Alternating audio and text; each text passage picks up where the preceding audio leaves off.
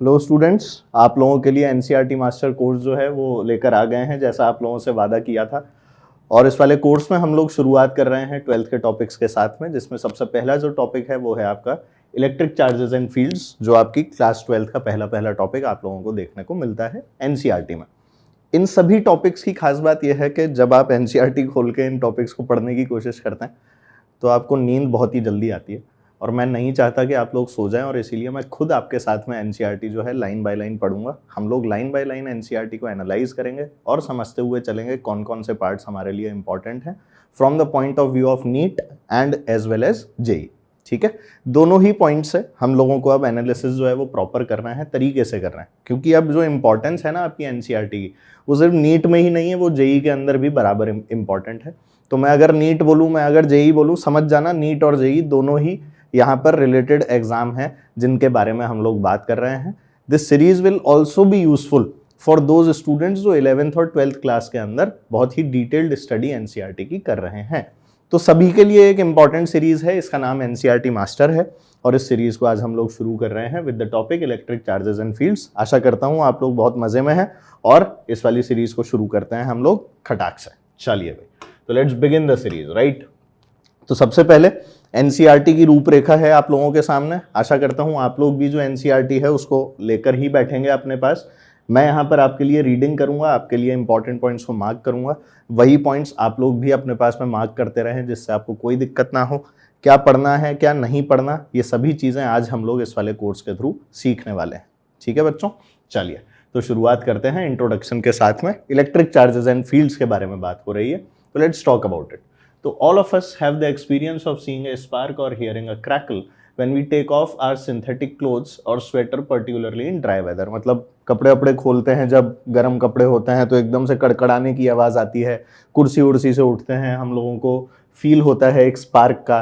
दरवाजे के ऊपर पास में जाके हाथ लगाते हैं हैंडल के ऊपर, तो हमको फील होता है स्पार्क का। ये उसी के बारे में बात की गई है। This is almost inevitable with ladies garments like a polyester sari. Have you ever tried to find any explanation for this phenomenon? तो देख, पॉलिएस्टर साड़ी यहाँ पर एक पर्टिकुलर मटेरियल के बारे में बात की है कि जो आपकी पॉलिएस्टर की साड़ी होती है। ठीक है, हाँ, जो पॉलिएस्टर साड़ी होती है, if I talk about that polyester sari, तो पर्टिकुलर एक मटेरियल के बारे में बात की है। मतलब एक वन लाइन क्वेश्चन जो है वो यहाँ से डेवलप हो सकता है। ठीक है, तो पॉलिएस्टर इज अ मटेरियल जिसके अंदर ये वाला फिनोमिनन ज्यादा देखने को मिलता है, ये हमें यहाँ से पता लग गया। ठीक है, चलिए।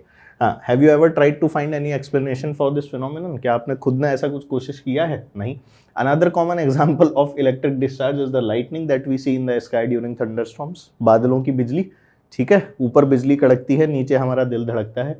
ठीक है ना। We also experience a sensation of an electric shock either while opening the door of a car or holding the iron bar of a bus. After sliding from our seat, the reason for the experience is discharge of electric charges through our body, which were accumulated due to rubbing of insulating surfaces. ठीक है, जब भी हम लोग गाड़ी का दरवाज़ा खोल रहे होते हैं या गेट के हैंडल की तरफ जा रहे होते हैं और कुर्सी से हम लोग ऐसे फिसल फिसल के उठे हुए होते हैं, तो फिर हम लोगों को क्या चीज़ फील होती है कि इलेक्ट्रिक स्पार्क जो है वो फील होता है, हाथ पे एक झटका सा आता है। कई बार किसी और को भी हाथ लगाते हैं, हाथ में लाने जाते हैं तो करंट महसूस होता है। मोजे पहने हुए होते हैं, मोजे जनरली पॉलिएस्टर के होते हैं, उस केस के अंदर वापस से हम लोगों को ऐसा लगता है करंट आ गया। तो वो सब क्यों हो रहा होता है, उसका एक रीजन दिया हुआ है साफ साफ। ठीक है, it is due to discharge of electric charges through our body which were accumulated due to rubbing of insulating surfaces.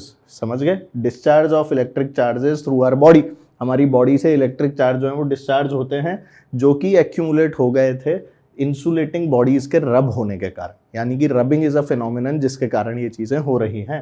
ठीक है, you might have also heard that this is due to generation of static electricity. बचपन में नाम सुनते हैं static electricity, और वो कान बालों के अंदर क्या करते हैं अपन लोग, कंगा वंगा लेके यूँ घिसते हैं, फिर कागज वागज उठाने की कोशिश करते हैं, वही वाला फंड है।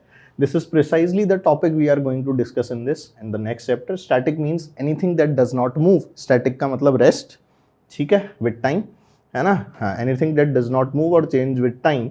Electrostatics deals with the study of forces, fields and potentials arising from static charges. तो जो हमें इस चैप्टर में पढ़ना है उसमें क्या क्या पढ़ना है अपने को?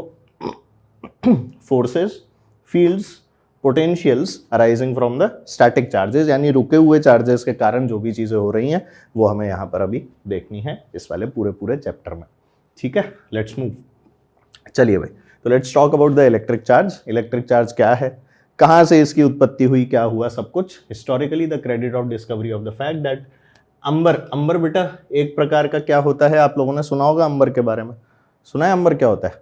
हैं, अंबर देखा होगा, ठीक है। अंबर रब्ड विद वूल और silk cloth attracts light object goes to Thales of Miletus, Greece, मतलब ग्रीस नाम की एक जगह आप लोगों ने सुना होगा।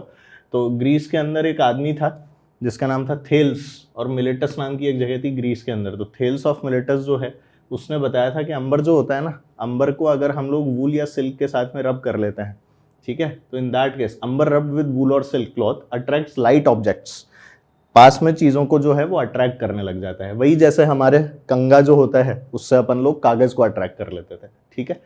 और ये जो डिस्कवरी है इसके बारे में कोई 600 BC के अंदर ही, बिफोर क्राइस्ट, ये वाली जो डिस्कवरी है हो चुकी थी। The name electricity is coined from the Greek word electron. Electron का मतलब अंबर है, इलेक्ट्रॉन का मतलब वो वाला इलेक्ट्रॉन नहीं है जिसकी हम लोग बात कर रहे थे, ठीक है। Many such pairs of materials were known which on rubbing could attract light objects like straw, pith balls, bits of papers. You can perform the following activity at home to experience such an effect. ये experiment बताया हुआ है बेटा, जो हमारे लिए किसी भी यूज का नहीं है। इसको आप लोग इजीली बेटा ऐसा क्या ऐसा काट सकते हैं आपकी एनसीईआरटी के अंदर। It is of no use. If you want to perform the experiment तो आप बिल्कुल करिए, मुझे बताइए you want to do the experiment, हम लोग बिल्कुल साथ मिल बैठ के करेंगे, ठीक है जी। दिखाया हुआ है बेटा किस तरह से सिल्क थ्रेड से एक ग्लास रॉड जो है उसको लटकाया हुआ है, ग्लास रॉड को इसके पास में लेकर आए हैं, ठीक है। प्लास्टिक रॉड जो है उसको लटकाया हुआ है, इनको पास में लेकर आए हैं। सिल्क थ्रेड से ग्लास रॉड और प्लास्टिक रॉड दोनों को लटकाया हुआ है और इनको पास में लेकर आए हैं। ये आपकी पिथ बॉल्स हैं। तो जब ग्लास रॉड के पास में ग्लास रॉड लेकर आ रहे थे तो यहाँ पर हम लोगों को पॉजिटिव चार्जेस यानी कि रिपल्शन देखने को मिल रहा था। प्लास्टिक रॉड के पास में प्लास्टिक रॉड को लेकर आ रहे थे तो नेगेटिव चार्जेस होने के कारण यहाँ हमें रिपल्शन वापस से देखने को मिला। दोनों पे ही नेगेटिव था, यानी सेम चार्जेस थे। और जब बेटा एक पर पॉजिटिव एक पर नेगेटिव, यानी एक ग्लास और एक प्लास्टिक रॉड ले ली तो पॉजिटिव नेगेटिव होने के कारण क्या हो गया, यहाँ पे अट्रैक्शन हो गया। ये सब चीजें हमने नोटिस की। It was observe that if two glass rods rubbed with wool और silk cloth are brought close to each other they repel each other. हमने ग्लास रॉड को जब पास लाए तो रिपल्शन हुआ, ठीक है। The two strands of wool और two pieces of silk cloth with which the rod were rubbed also repel each other. मतलब उनके पास भी सिमिलर चार्ज जो है वही ट्रांसफर हुआ है, ठीक है। हाँ, however the glass rod and the wool attracted each other. जबकि जब ग्लास रॉड को और वूल को हम लोग पास में लेकर गए तो उन दोनों के बीच में क्या हो गया बच्चों, अट्रैक्शन हो गया, ठीक है। Similarly two plastic rods rubbed with cat's fur repelled each other but attracted the fur. Fur को तो अट्रैक्ट कर रहे थे पर एक दूसरे को क्या कर रहे थे बेटा, रिपेल कर रहे थे। On the other hand the plastic rod attracts the glass rod, ठीक है। प्लास्टिक रॉड जो है वो ग्लास रॉड को क्या कर रही थी, अट्रैक्ट कर रही थी। मतलब दोनों में जो भी चीज जा रही थी रबिंग होने के बाद में वो ऑपोजिट नेचर की जा रही थी, ठीक है। एंड रिपेल द सिल्क और wool with which the glass rod is rubbed. तो पूरा का पूरा उल्टा प्रोसेस जो है वो हमें यहाँ पर देखने को मिल रहा था, ठीक है। The glass rod repels the fur. Fur को तो रिपेल कर रही थी ग्लास रॉड, वहीं प्लास्टिक वाली जो है वो फर को जो है अट्रैक्ट कर रही थी। मतलब कि कुछ तो ऐसा था जो कि दोनों को अलग से डिफाइन कर रहा था। अब देखो मैं तुम्हें पॉजिटिव नेगेटिव इसलिए बोल पा रहा हूँ because I know that you have basic knowledge of positive charge, negative charge and everything, ठीक है। हाँ, ये सब बातें हम लोग इसलिए बोल पा रहे हैं, अदरवाइज हम नहीं बोलते।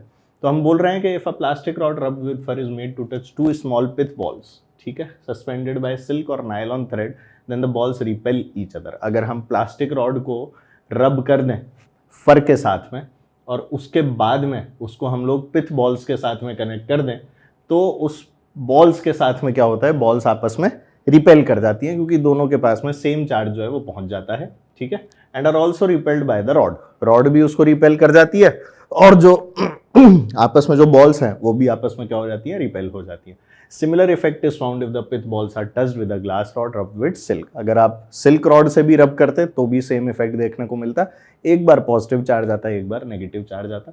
A dramatic observation is that a pith ball touched with glass rod attracts another pith ball touched with plastic rod. मजा कब आया, जब एक को ग्लास रॉड से अड़ाया, एक को प्लास्टिक रॉड से अड़ाया और उसके बाद जब पास लाए तो दोनों अट्रैक्ट हो गए। मतलब कुछ तो बहुत जोरदार वाला खेल जो है वो चल रहा था। कोई तो ऐसी अदृश्य शक्तियां थी जिनके कारण कहीं तो रिपल्सन हो रहा था, कहीं तो अट्रैक्शन हो रहा था, कहीं कहीं कुछ कुछ तो बहुत अजीब चल रहा था, बस हमें तो ये पता था। ठीक है, these seemingly simple facts were established from years of efforts and careful experiments and their analysis. It was concluded after many careful studies by different scientists that there were only two kinds of an entity which is called the electric charge. दुनिया में दो तरह के electric charge जो है वो मौजूद होते हैं. We say that the bodies like glass और plastic rods, silk, fur and pith balls are electrified. They acquire an electric charge on rubbing. Rub करने पर उन पे इलेक्ट्रिक चार्ज आ जाता है. The experiments on pith ball suggested that there are two kinds of electrification and we find that like charges repel. ठीक है, सब पिथ बॉल के ऊपर हुए थे. Like charges repel and unlike charges attract each other. The experiments also demonstrated that the charges are transferred from the rods to the pith ball on contact. बिना contact के कोई charge का यहाँ पे transfer नहीं था. It is said that the pith balls are electrified or are charged by contact. या तो electrify हो गई हैं ऐसा बोल लो, या फिर ऐसा बोलो कि contact के कारण उनके अंदर एक charge develop हो गया है. The property which differentiates the two kinds of charges is called the polarity of the charge. polarity का मतलब जिससे हमें ये पता लगा कि एक चार्ज जो है वो पॉजिटिव है, एक चार्ज जो है वो नेगेटिव है. पोलैरिटी किसी भी ऑब्जेक्ट की यही होती है. आपने अगर सेल देखा हो, बेसिक जो आपका AA बैटरी, AAA बैटरी जो आती है, उसमें ऊपर प्लस और माइनस का साइन लगा होता है. अगर हम सही पोलैरिटी के साथ में किसी भी इंस्ट्रूमेंट्स में उसको कनेक्ट नहीं करते हैं तो वो नहीं चलता है. तो polarity happens to be a very very important thing in your life. तो polarity is very very important. ठीक है, तो दोनों चार्जेस को जो डिफरेंशिएट करती है वो क्या होती है बेटा? पोलैरिटी. तो ये टर्म जो है आपको अच्छे से पता हो, इसके बारे में आप लोगों ने अच्छे से सुना हो, तभी बेटा ये वाली जो चीजें हैं आपको क्लैरिफाई हो पाएंगी. ठीक है, next, when a glass rod is rubbed with silk, rod acquires one kind of charge and the silk acquires the second kind of charge. Rod में एक तरह का चार्ज आ जाता है और जो सिल्क है ना, सिल्क के अंदर एक अलग तरह का चार्ज जो है बेटा वो डेवलप हो जाता है. ठीक है, this is true for any pair of objects that are rubbed to be electrified. Now if the electrified glass rod is brought in contact with silk with which it was rubbed, they no longer attract each other. They also do not attract or repel other light objects as they did on being electrified. जब electrified थे तब तो सब कुछ कर रहे थे, पर जब चार्जेस नहीं थे तब उन्होंने कुछ नहीं किया. बहुत सीधी सी बात है. ठीक है, ये लाइन बहुत इंपॉर्टेंट है, इसके बारे में याद रखिए कि भाई when a glass rod is rubbed with silk, the rod acquires one kind of charge and the silk acquires the second kind of charge. मतलब कि रॉड के पास अगर पॉजिटिव गया तो सिल्क के पास में नेगेटिव आया होगा, और अगर रॉड के पास में नेगेटिव गया तो सिल्क के पास में पॉजिटिव आया होगा. समझ गए? Thus the charges acquired after rubbing are lost when the charged bodies are brought in contact. अगर आप उनको कांटेक्ट में लिया होगे तो बेटा चार्जेस जो हैं वो लॉस हो जाएंगे. What can you conclude from these observations? It just tells us that unlike charges acquired by the objects neutralize or nullify each other's effect. तो एक क्वेश्चन जो बेटा बन जाता है, जो हमें पता भी नहीं लगता, वो ये है कि भाई चार्जेस के साथ क्या होता है अगर हम लोग दो चार्ज बॉडीज को ऐसे कांटेक्ट में ले आते हैं. तो ध्यान रखिए चार्जेस जो हैं वो लॉस हो जाते हैं. तो ये वाली लाइन हमारे लिए बहुत इंपॉर्टेंट है कि भाई the charges acquired after rubbing are lost when the charge bodies are brought in contact. तो प्लीज अंडरलाइन दिस. इसी तरह के बच्चों एक एक दो लाइन के जो क्वेश्चन हैं वो आप लोगों के बन जाते हैं. आप लोग उनका आंसर दे ही नहीं पाते because these are really very conceptual questions. यही वो क्वेश्चन हैं जो आपसे जब एग्जाम में पूछ लिए जाते हैं तो आप सांप बन के लौट रहे होते हैं जमीन पर. तो अपने को सांप नहीं बनना है. ठीक है, हाँ. तो what can you conclude from these observation? It just tells us that unlike charges acquired by the objects neutralize और nullify each other's effect, therefore charges were named as positive and negative. तो एक दूसरे के effect को nullify कर देते हैं. Nullify करना मतलब एक दूसरे के इफेक्ट को काट देना. एक के पास पॉजिटिव गया था, एक के पास उतना ही नेगेटिव था, और जैसे ही दोनों को कनेक्ट किया तो कुछ नहीं रहा. इसका मतलब क्या हुआ? किसी एक +2 यहाँ से आया तो इधर का -2 जो था उसने +2 को खत्म कर दिया. बेसिकली +2 और -2 जब आप लोग जोड़ोगे तो 0 मिलेगा. तो बस उसी तरह का केस यहाँ पर था. इसीलिए एक को तो बोल दिया पॉजिटिव, एक को बोल दिया नेगेटिव, क्योंकि दोनों एक दूसरे को खा रहे थे. समझ गया? यही कारण था कि इनको पॉजिटिव और नेगेटिव नाम दिया गया. कई लोग मुझसे पूछ लेते हैं क्लास में, सर वो पॉजिटिव क्यों बोले, सर वो नेगेटिव क्यों बोले? तो इसलिए बोले पॉजिटिव नेगेटिव. अब आ गई बात समझ? तो therefore the charges were named as positive and negative by the American scientist Benjamin Franklin. ठीक है, we know that when we add a positive number to a negative number of the same magnitude, ठीक है, sum is zero. This might have been the philosophy, क्या पता यही philosophy रही हो. ठीक है, by convention the charge on glass rod or cat sphere is called positive. हम लोगों ने बेटा एक कन्वेंशन बना रखा है जिसके अंदर हमारी ग्लास रॉड या कैट स्फर के ऊपर जो चार्ज आता है उसे अपन पॉजिटिव बोलते हैं, याद रखिएगा. And that on plastic rod और silk is termed as negative. Plastic rod या सिल्क के ऊपर जो चार्ज है उसको हम लोगों ने नेगेटिव बोला हुआ है. If an object possess an electric charge it is said to be electrified और charge. When it has no charge it is said to be neutral. Charge होगा नहीं तो न्यूट्रल, समझ गए, न्यूट्रल बॉडी, समझ गए ना. हाँ, और अगर इलेक्ट्रिफाइड है या चार्ज है तो अपन उसका नाम क्या रख देंगे, भैया तू चार्ज बॉडी है या तू इलेक्ट्रिफाइड बॉडी है, बात खत्म. ठीक है, जो जो क्वेश्चन बताया ध्यान रखना है इस वाले केस में. ठीक है भाई. हाँ, अब इन सब चीज़ों को समझने के लिए एक डिवाइस बनाते हैं जो बचपन में भी आप लोग पढ़ते हो, जिसको बोलते हैं gold leaf electroscope. Gold leaf electroscope में जैसे वो अपनी बर्फी के ऊपर एक वो परत नहीं चढ़ी हुई होती चांदी की, देखिए ना, हाँ उस तरह की परत होती है जो कि इस तरह से ओपन हो जाती है. ठीक है, ऐसे पत्तियाँ होती हैं, पत्तियाँ, वो पत्तियाँ जो है ना ऐसे खुल जाती हैं, ऐसे बंद हो जाती हैं. चार्जेस के ऊपर डिपेंड करता है किस तरह का चार्ज उसको दिया है. तो a simple apparatus to detect charge on a body is the gold leaf electroscope. It consists of a vertical metal rod housed in a box with two thin gold leaves attached to its bottom. ये आप लोग देख रहे हैं बेटा, ये आपकी gold leaves हैं. ठीक है, हाँ जी. यहाँ पर when a charged object touches the metal knob at the top of the rod, जैसे ही हम लोग बेटा रॉड के टॉप के ऊपर किसी चार्ज ऑब्जेक्ट को टच कराते हैं, ठीक है, charge flows on the leaves and they diverge. भी सेम टाइप का चार्ज जाएगा तो डाइवर्जन जो है वो आप लोगों को देखने को मिलेगा. इस तरह से रॉड्स जो लीव्स हैं वो आपकी ऐसे डाइवर्ज हो जाती हैं. The degree of divergence is an indication of the amount of charge. जितनी ज़्यादा आपकी जो लीव्स हैं वो इस तरह से डाइवर्ज होंगी उतना ही ज़्यादा आपकी बॉडी का जो चार्ज है उसका हमें अंदाज़ा लगेगा कि मैग्नीट्यूड ऑफ चार्ज जो है वो कैसा था. ठीक है, जस्ट अ सेकेंड. तो मैग्नीट्यूड ऑफ चार्ज ऐसे ही पता लगता है.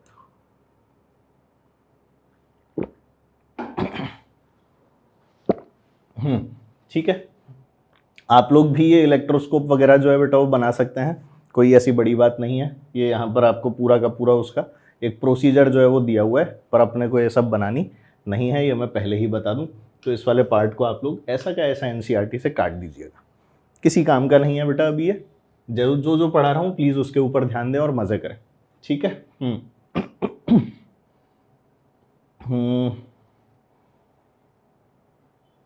ठीक है, इस वाले पार्ट की भी आप लोगों को ज़रूरत नहीं है, पेपर स्ट्रिप का एक्सपेरिमेंट है बेटा, तो आप लोग इस वाले पार्ट को भी ऐसा का ऐसा जो है छोड़ सकते हैं. It is of no use. इन वाली जगहों से आप लोगों को क्वेश्चन जो है वो आता हुआ दिखता नहीं है, इसीलिए. ठीक है. देखिए, यहाँ से अपन लोग पढ़ना वापस से शुरू करते हैं. आ जाइए. To electrify a neutral body we need to add और remove one kind of charge. किसी भी न्यूट्रल बॉडी को इलेक्ट्रिफिकेशन करने के लिए आपको उसके साथ क्या करना पड़ेगा, आप या तो उसको बाहर से लाके कोई चार्ज दे दो, और या फिर उससे आप लोग क्या करो, कुछ ऐसा ले लो जिससे कि उसके पास में कुछ बच जाए. ठीक है, तो वी नीड टू ऐड और remove one kind of charge, कोई भी एक तरह का, चाहे पॉजिटिव हो चाहे नेगेटिव हो. ठीक है, अब असलियत क्या होती है वो एक अलग बात है, पर लोगों ने दिमाग कैसे लगाया, या तो पॉजिटिव दे दिया जाए या नेगेटिव दे दिया जाए, या पॉजिटिव ले लिया जाए या नेगेटिव ले लिया जाए. ठीक है, इसी तरह से सोचा. When we say that a body is charge we always refer to this excess charge और डेफिसिट ऑफ चार्ज. जब भी हम बोलते हैं कोई बॉडी चार्ज है तो हम हमेशा किसके बारे में बात करते हैं, हम बात करते हैं या तो उसके पास कुछ एक्सेस है या उसके पास में कुछ कमी है. ठीक है, डेफिसिट का मतलब कमी. In solid some of the electrons being less tightly bound are the charges which are transferred from one body to another. अगर हम सॉलिड्स के बारे में बात करें तो some of the electrons being less tightly bound in the atom are the charges which are transferred from one body to another. ये बात ध्यान रखिएगा कि सॉलिड्स के अंदर इलेक्ट्रॉन्स के बारे में बात जो है वो की गई है. ठीक है, जो लूजली बाउंड इलेक्ट्रॉन्स जो हैं उन्हीं के बारे में बात की गई है कि जो आपके इलेक्ट्रॉन्स हैं उन्हीं का ट्रांसफर होता है एक बॉडी से another. A body can thus be charge positively by losing some of electrons. तो एक पॉजिटिवली चार्ज बॉडी के पास में पॉजिटिव चार्जेस नहीं है, उसके पास में जो नेगेटिव चार्जेस थे उनकी कमी है. तो इसलिए ये बात ध्यान रखना, जो स्टेटमेंट बोला गया है कि भाई कहाँ चला गया ये रहा, body can thus be charge positively by losing some of its electrons, ठीक है। सिमिलरली अब body can be charge negatively by gaining electrons, ठीक है। तो सारा का सारा जो खेल है वो इलेक्ट्रॉन भैया का है, प्रोटॉन्स का कोई पार्टिसिपेशन नहीं होता कि सर प्रोटॉन्स होते हैं पॉजिटिव चार्ज, तो सर पॉजिटिव अगर कोई बॉडी चार्ज है तो उसके ऊपर तो सर प्रोटॉन्स ज़्यादा होते होंगे, तो देखिए ऐसा कुछ भी नहीं है ना। असलियत क्या है, या तो इलेक्ट्रॉन्स ज़्यादा होंगे या इलेक्ट्रॉन्स कम होंगे, ये बात ध्यान रखना, ठीक है। When we rub a glass rod with silk, some of the electrons from the rod are transferred to the silk cloth. Thus, the rod gets positively charged and the silk gets negatively charged. ठीक है, तो जब भी हम लोग क्या कर रहे थे बेटा, ग्लास रॉड को सिल्क के साथ में रब कर रहे थे, तो some of the electrons from the rod are transferred to the silk cloth. अच्छा, सिल्क क्लॉथ के पास नेगेटिव चार्ज आता है और रॉड के पास में पॉजिटिव चार्ज आता है, तो जिसके पास में इलेक्ट्रॉन ट्रांसफर होकर चले गए that will be negatively charge. Thus the rod gets positively charge and the silk gets negatively charge, यही तो बोल रहे हैं, are transferred to the silk cloth. Electron जो है वो रॉड से सिल्क के पास चले गए, तो सिल्क तो कैसा हो गया भाई साहब, नेगेटिवली चार्ज हो गया, और रॉड जिसके पास में डेफिशिएंसी आ गई वो कैसी चार्ज हो गई, पॉजिटिव चार्ज हो गई, ठीक है। No new charge is created in the process of rubbing, it can neither be created nor be destroyed type का रूल है, ठीक है। Also, the number of electrons that are transferred is a very small fraction of the total number of electrons in the material. Also, only the less tightly bound electrons in a material body can be transferred from it to another by rubbing. सिर्फ less tightly bound electrons ही transfer होते हैं, कोई ऐसा नहीं कि bond टूट के electrons जो हैं वो ट्रांसफर होने शुरू हो जाते हैं, ठीक है। Only the less tightly bound, तो मैं यहाँ पे इसे अंडरलाइन कर लेता हूँ, only the less tightly bound electrons, nothing else, ठीक है बेटा। Therefore, when a body is rubbed with another, bodies get charged, and that is why we have to stick to certain pairs of materials to notice charging on rubbing the bodies, ठीक है। हाँ, particularly जब rubbing करते हैं, ऐसे हाथ में लेके मैंने मान ले हाथ पे इस तरह से घिसा, अब इसमें आ गया होगा कोई चार्ज, मुझे नहीं पता कौन सा चार्ज आया पर आ गया, ठीक है। ऐसे ही कुछ पर्टिकुलर अपन ने सेट बना रखे हैं, ग्लास रॉड, एबोनाइट रॉड, फर, सिल्क क्लॉथ, वूल, इस तरह के सेट हैं कुछ पर्टिकुलर, जिनके बारे में डायरेक्टली कौन कौन से चार्ज किस पर क्या होता है वो अपने को पता होने चाहिए, वो अभी अपन देख लेते हैं, ठीक है। आइए, तो let's talk about conductors and insulators. जब हम लोग बेटा कंडक्टर्स और इंसुलेटर्स की बात करते हैं तब अपने को पता लगता है कि कौन कौन से मटेरियल्स जो हैं वो दुनिया में मौजूद हैं और किन मटेरियल्स के अंदर क्या क्या तरह की प्रॉपर्टीज़ होती हैं, है ना। अब ऐसा तो नहीं है कि अपन लोग हर मटेरियल को लेकर तार बना देते हैं, घर में तार अगर लगता है तो कॉपर का ही लगता है, जबकि कई लोग ये बात जानते हैं कि सोना चांदी जो है वो ज़्यादा अच्छा होता है कॉपर से। अब सोने चांदी के तार तो नहीं बना देते यार, ठीक है। तो बहुत सारी चीज़ें जो हैं वो अपने को दिमाग में रखनी पड़ती हैं, है ना। ऐसा तो नहीं है कि चलो कांच का तार खींच दिया जाए, नहीं खींचते ना, प्लास्टिक का तार खींच दिया जाए, नहीं खींचते ना, क्यों? क्योंकि हर मटेरियल की अपनी एक प्रॉपर्टी है और उसी प्रॉपर्टी के हिसाब से ही चीज़ों को काम में लेना है, ठीक है। तो इसलिए जब कंडक्टर्स और इंसुलेटर्स की बात होती है तो इसमें बीच का एक मटेरियल और होता है जिसको अपन सेमीकंडक्टर्स बोलते हैं, पूरा का पूरा चैप्टर अलग है, वो अपन अलग से पढ़ लेंगे, कोई चिंता वाली बात नहीं, ठीक है। तो कंडक्टर्स एंड इंसुलेटर्स यानी कि दो प्रकार के मटेरियल्स की अब बात होने वाली है, राइट। तो भाई सुनिए, अ metal rod held in hand and rubbed with wool will not show any sign of being charged. However, if a metal rod with a wooden or plastic handle is rubbed without touching its metal part, it shows signs of charging.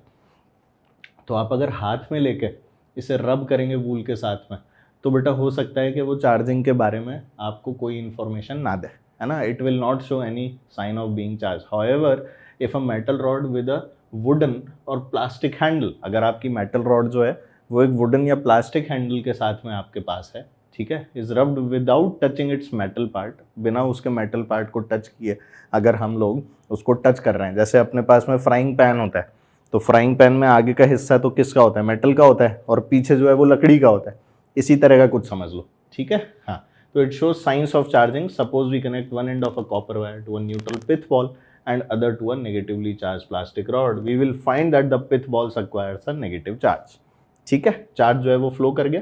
If a similar experiment is repeated with a nylon thread or a rubber band, no transfer of charge will take place from the plastic rod to the pith ball.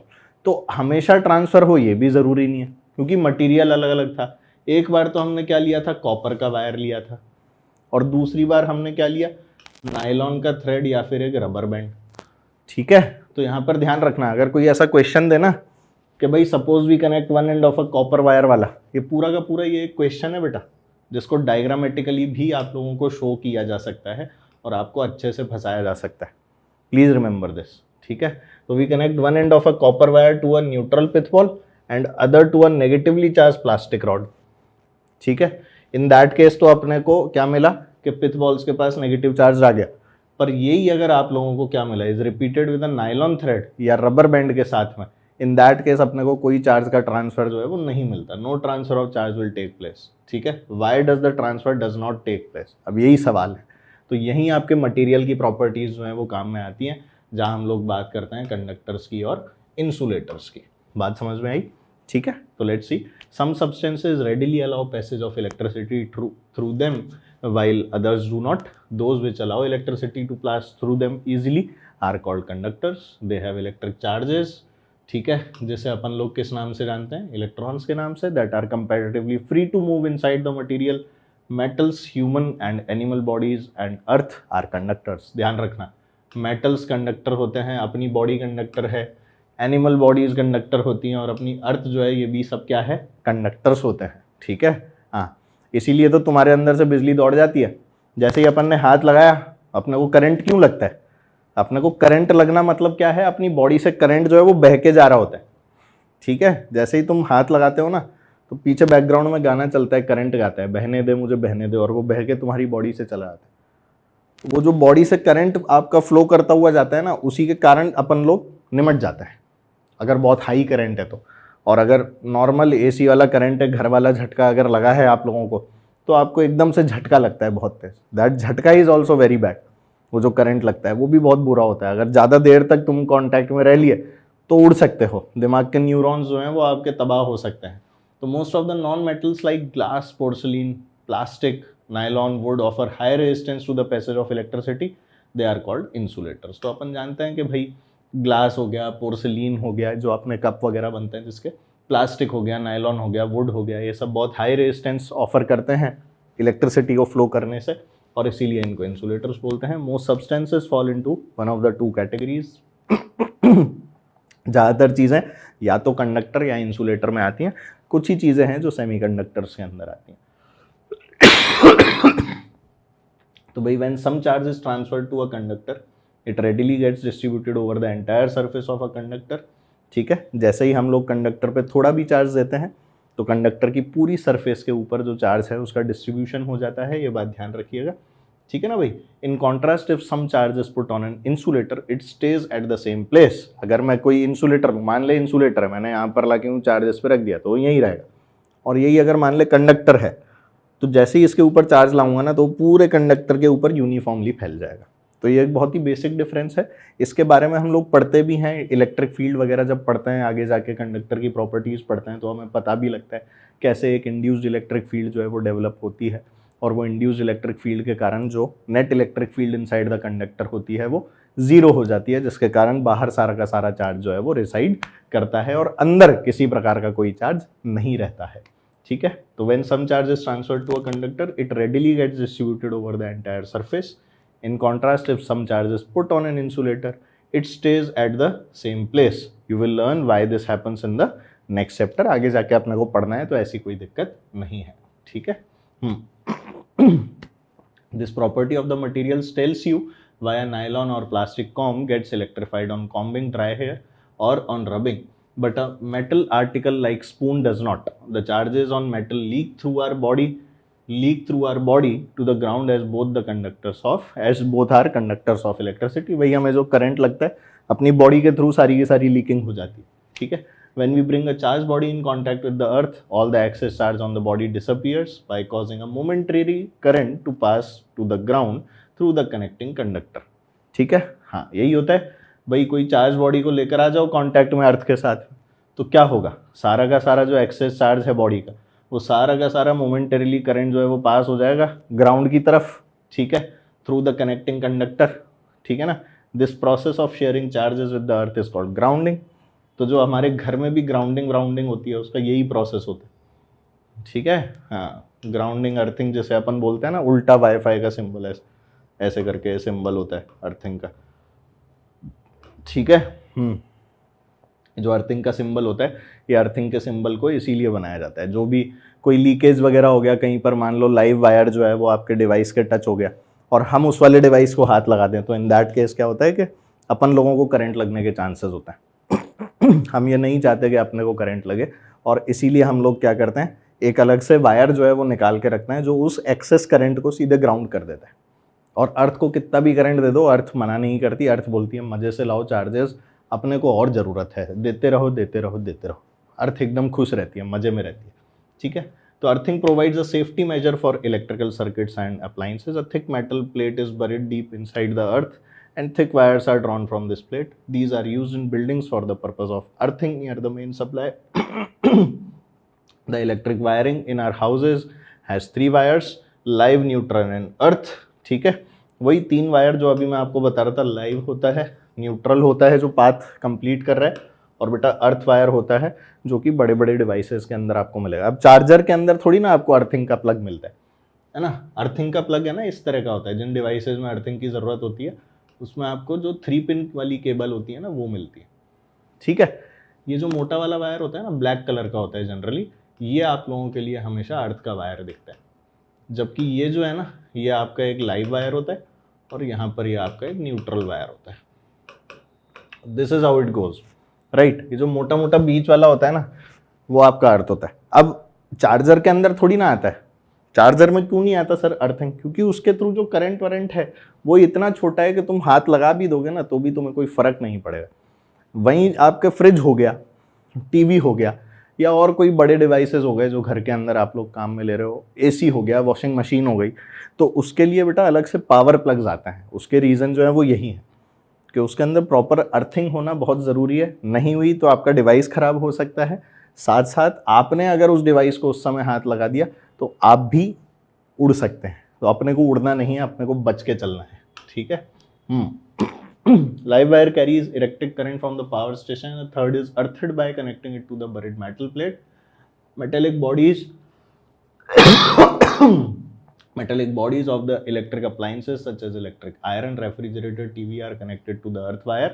Any fault occurs or live wire touches the metallic body, charge flows to the earth without damaging the appliance and without causing any injury to the humans. बात समझ आ गई, ठीक है। This would have otherwise been unavoidable since the human body is a conductor of electricity. Otherwise हाथ लगाते तो भाई साहब उठते नहीं, उठ जाते। ये कंडीशंस होती हैं जो अपने को पता होनी चाहिए, ठीक है।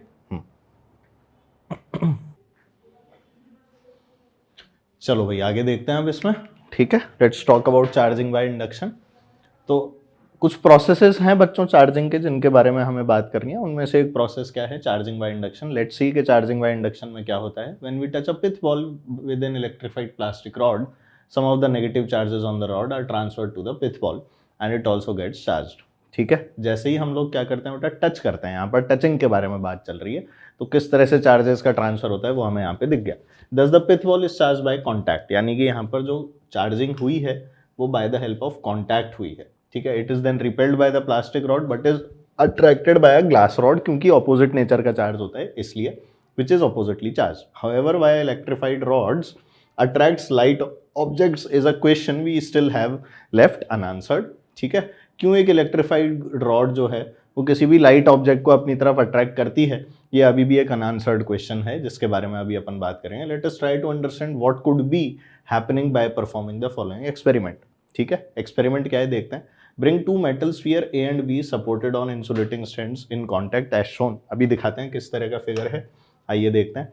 A और B को हम लोग इस तरह से कॉन्टैक्ट के अंदर लेकर आ रहे हैं, ठीक है। नेक्स्ट स्टेप जो है वो मैं आप लोगों को पहले पढ़ के बताता हूँ, फिर डायग्रामेटिक दिखाऊंगा। Bring a positively charged rod near one of the spheres, say A, taking care that it does not touch the sphere. बिना टच किए अपन लोग जो चार्ज रॉड है उसको इसके पास में ला रहे हैं। जैसा कि आप लोग देख सकते हैं ये हमारे पास में हमारी चार्ज रॉड है जिसको हम लोग पास में लाए हैं, और ये जो चार्ज रॉड है इसके ऊपर पॉजिटिव चार्जेस जो हैं वो हम लोगों को क्लियरली नजर आ रहे हैं, ठीक है। नेक्स्ट स्टेप पढ़ेंगे, आइए। The free electron in the spheres are attracted towards the rod. अब जो free electrons हैं इस sphere के अंदर वो rod की तरफ attract होके चले जाते हैं, ठीक है। This leaves an excess of positive charge on the rear surface of the sphere B. मतलब क्या हुआ देखो बेटा, कि जैसे ही हमने ये पॉजिटिव चार्जेस को यहाँ पर लेकर आए, वैसे ही क्या हुआ, ए के पास में जो नेगेटिव चार्जेस थे वो यहाँ पर आके इकट्ठे हो गए, है ना। ए के पास में नेगेटिव चार्जेस यहाँ पर आके इकट्ठे हुए और इसके कारण क्या हुआ, इस वाले पोर्शन में पॉजिटिव चार्जेस जो हैं वो इकट्ठे थे और एक तरफ जो है वो नेगेटिव चार्जेस आके इकट्ठे हो चुके हैं, जैसा कि आप लोग देख सकते हैं। यही यहाँ पे लिखा है, this leaves an excess of positive charge on the rear surface of sphere B. दूसरी तरफ कौन इकट्ठे हो गए बेटा, पॉजिटिव चार्जेस जो हैं वो यहाँ पर इकट्ठे हो गए, ये एक्सेस ऑफ पॉजिटिव चार्ज, और यहाँ पे आ गए नेगेटिव चार्जेस। ठीक है, नेक्स्ट प्रोसेस आगे देखते हैं। Both kinds of charges are bound in the metal sphere and cannot escape. अभी सब मेटल के स्फीयर में ही है, बाहर बाहर नहीं जा रहे कि उड़ने लगे बाहर, घूमने फिरने लगे, ऐसा कुछ नहीं हुआ है। ठीक है, they therefore reside on the surface as shown in figure 1.4b।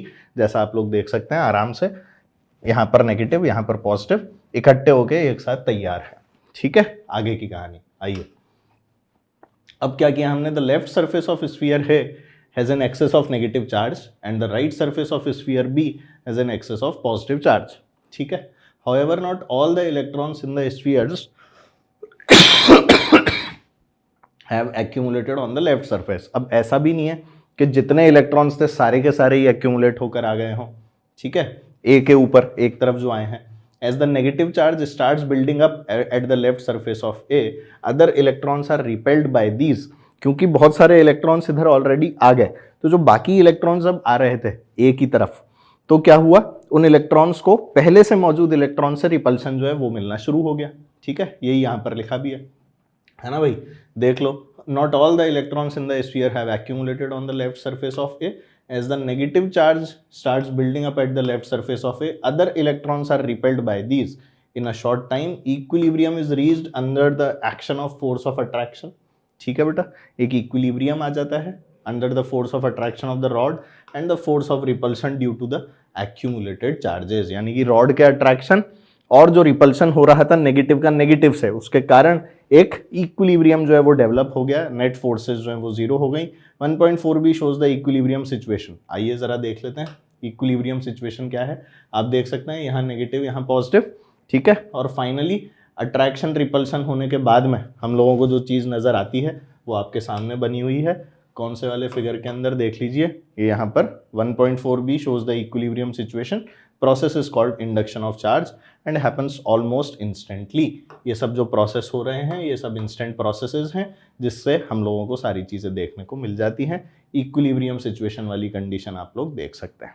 ठीक है, एक के ऊपर नेगेटिव एक के ऊपर पॉजिटिव, सब कुछ हो गया। ठीक है ना भाई, चार्जिंग बाय इंडक्शन, करेक्ट।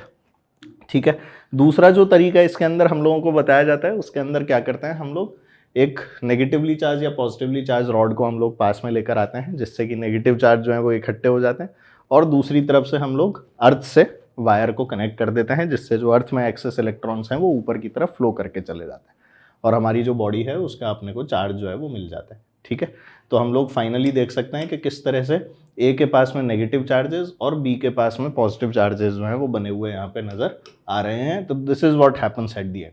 ठीक है, चलिए, the accumulated charges remain on the surface as shown till the glass rod is held near the sphere. If the rod is removed, the charges are not acted by any outside force and they redistribute to their original neutral state. जैसे थे पहले की तरह वैसे ही बढ़ जाते हैं और हमें कोई दिक्कत नहीं आती है। जब तक रॉड रहती है तब तक दिक्कत है, रॉड हटने के बाद में वापस पहले जैसा सब कुछ। ठीक है, अब क्या किया सुनो, तीसरे स्टेप में, दो स्टेप तो हो गए। Separate the spheres by a small distance while the glass rod is still held near the sphere A. अब हमने क्या किया है, स्फीयर्स को थोड़ी सी दूरी पर हम लोग लेकर चले गए हैं, जबकि ग्लास रॉड जो है वो अभी भी ए के पास है। ठीक है, हाँ ये देखो सी, ये जो आप लोग देख पा रहे हैं। ठीक है ना, पहले इनको एकदम मिला के रखा हुआ था, अब हमने क्या किया, इनको थोड़ा सा सेपरेट कर दिया, दूर दूर कर दिया है। ठीक है, जब इनको हम लोग बेटा इस तरह से सेपरेट कर देंगे तो सेपरेशन वाली जो कंडीशन है उसमें क्या होगा, यही चीज़ यहाँ पर आपको बताई जा रही है, ध्यान दीजिए ज़रा, देखें जरा भाई, सेपरेशन वाली कंडीशन में क्या होगा, आ जाओ। The two spheres are found to be oppositely charge and attract each other. अब क्या हो गया देख भाई, एक नेगेटिव था एक पॉजिटिव था। ठीक है, ये नेगेटिव चार्जेस थे, इसके ऊपर पॉजिटिव चार्जेस थे। अब हमने क्या देखा कि ये नेगेटिव चार्ज है, ये पॉजिटिव चार्ज है, मतलब कि they are oppositely charge, and because they are oppositely charge तो ये दोनों एक दूसरे को अट्रैक्ट करने लगे। अभी आपकी जो ग्लास रॉड है वो पास में ही है, ये बात ध्यान रखना, ठीक है। हाँ, अभी जो आपकी ग्लास रॉड है वो आपकी पास में ही लगी हुई है, ये वाली बात हमें यहाँ पे पता होनी चाहिए जैसा कि दिख रहा है, ठीक है। राइट, अब देख आगे क्या हुआ। The two spheres are found to be oppositely charged and attract each other. Next case, remove the rod. अब आप rod को हटा दें. The charges on spheres rearrange themselves as shown in figure 1.4d. Now separate the spheres quite apart. The charges on them get uniformly distributed over them as shown. ठीक है। ये condition होने के बाद में हम लोगों ने क्या किया है, इस रॉड को हटा दिया है। जब इस रॉड को पूरी तरह से हम लोग हटा देंगे तो हम लोगों को क्या दिखेगा कि जो चार्जेस हैं, जो अभी इनके बीच में अट्रैक्शन हुआ है, यहाँ पे नेगेटिव यहाँ पे पॉजिटिव है, ठीक है, सारी चीज़ें हुई। रॉड को हटाते ही क्या हो गया, यहाँ पे रीडिस्ट्रीब्यूशन ऑफ चार्जेस हुआ, और ये रीडिस्ट्रीब्यूशन ऑफ चार्जेस होने के बाद में जो फाइनल कंडीशन हुई वो ये हुई कि एक के ऊपर कंप्लीट नेगेटिव चार्ज दिखे और एक के ऊपर कंप्लीट पॉजिटिव चार्ज दिखा, जो फाइनल केस के अंदर हम लोगों को देखने को डायग्राम में मिल रहा है, ठीक है। तो this is how it looks finally, ठीक है। Now separate the spheres quite apart, charges on them get uniformly distributed as shown, ठीक है। तो ये एक प्रोसेस है इंडक्शन का जो कि चल रहा होता है। इंडक्शन के बारे में कई अलग अलग तरह से हम लोग बात करते हैं, ये वो बात है जो एनसीईआरटी के अंदर है, तो अपने को पता हो, ठीक है। In this process the metal spheres will each be equal and oppositely charged. मजे की बात, इक्वल और ऑपोजिट चार्जेस जो हैं वो यहाँ पर ट्रांसफर हुए हैं, जो अपने को पता लग जाना चाहिए, ठीक है। This is charging by induction, इस प्रोसेस को हम लोग चार्जिंग बाय इंडक्शन बोलते हैं, ठीक है। Positively charge glass rod does not lose any of its charge. Positively charge glass rod ने अपना कोई चार्ज को लूज नहीं किया, ऐसा कुछ नहीं हुआ कि उसके ऊपर कहीं से कोई चार्ज आ गया हो या मान लो उसके पास से इलेक्ट्रॉन जो है वो निकल कर चले गए, ऐसा कुछ नहीं हुआ। Contrary to the process of charging by contact, जबकि कॉन्टैक्ट के अंदर क्या हो रहा था, चार्ज का फ्लो था, यहाँ पर ऐसा कोई भी फ्लो वगैरह नहीं हुआ, चुपचाप से दूर से ही अपन ने यूं रॉड को ऐसे दिखा के दूसरे को चार्ज कर दिया। तो ये बहुत जोरदार तरीका है, ठीक है। ऐसे ही शॉर्ट टेस्ट ऑफ चार्जिंग क्या है, एक बहुत बड़ा क्वेश्चन आपसे पूछा जाता है, अट्रैक्शन या रिपल्शन, तो आप बताएंगे वो क्या है। तो when electrified rods are brought near the light objects a similar effect takes place. अगर हम लोग इलेक्ट्रिफाइड रॉड्स को लाइट ऑब्जेक्ट्स के पास लाते हैं तो सिमिलर इफेक्ट देखने को मिलता है। The rods induce opposite charge on the near surface of the object and similar charge move to the farther side of the object. मतलब कि ये रॉड मान ले नेगेटिवली चार्ज है, ठीक है, और मैं यहाँ पर एक स्फीयर जो है वो लेकर आ गया, ठीक है।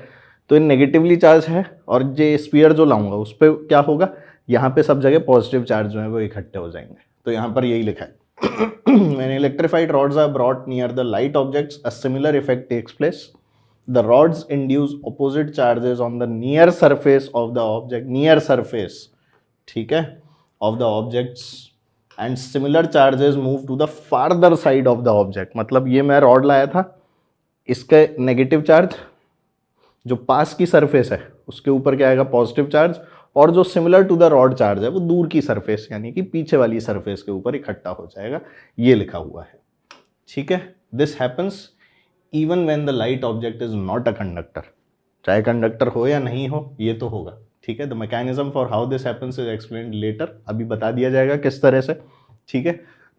एनसीईआरटी की खास बात है, बम फोड़ देते हैं और उसके बाद में बोलते हैं कि देखो टुकड़े इकट्ठे कर लो, पर हम नहीं बताएंगे कि टुकड़े कहाँ रखें, ठीक है। खुद ही जो सारे के सारे टुकड़े हैं ना पटाखे फूटने के बाद में इकट्ठे करो, मतलब आदमी को मार दो, हाथ पैर मुंडी उंडी सब उसकी अलग कर दो, और बिना आप लोगों को जोड़ना और सीना सिखाए बोलो कि चलो जोड़ के दिखाओ, तो ये वैसी ही कंडीशन है ना। हाँ, the mechanism for how this happens is explained later in section this.